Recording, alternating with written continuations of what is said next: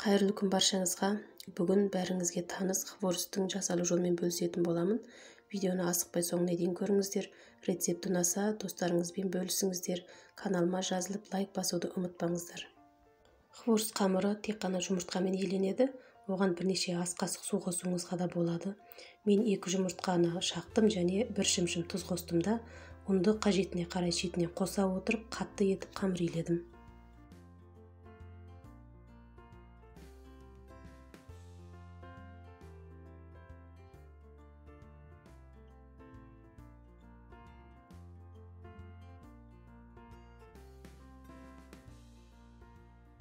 Біріктірген қамырымызды пакетке орап, бірнеше минуттан тындырып, қамырымыз әбден біркелкі майда болғанға дейін бірнеше рет қайырып илейміз. Сосын оқтауменен барынша жұқа етіп жайма жаямыз.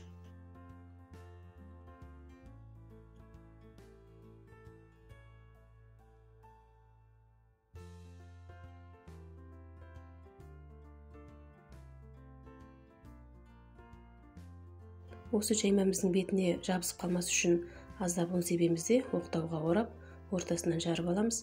Сосын алдымен ұзыншалап, артынша 2-2,5 см болатындай етіп шаршылап кесеміз.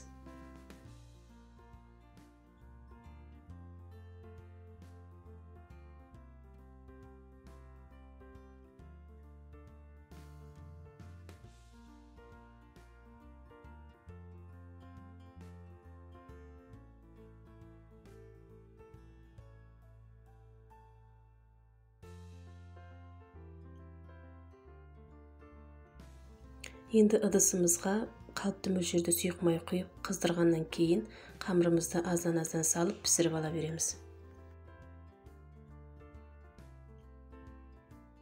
Қамырымыз жұмыртқамен иленгендіктен майға салған кезде ол тасиды.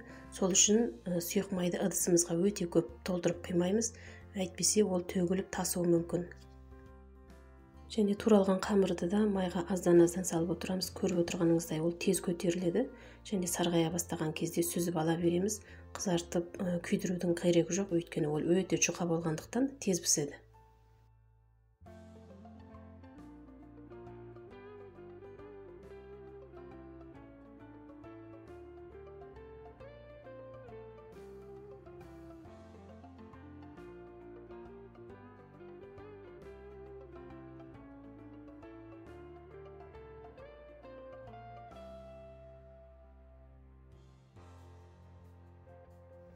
Енді тарелкаларымызға бір шетіне хворостты салып, енді бір шетінен бөлме температурасындағы сгущенканы жайлап айландырып құйып отырамыз. Ең соңында үстіне аздап мак немесе үккіштен өткізілген шоколад сепсеңіз болғаны, хворостымыз дайын.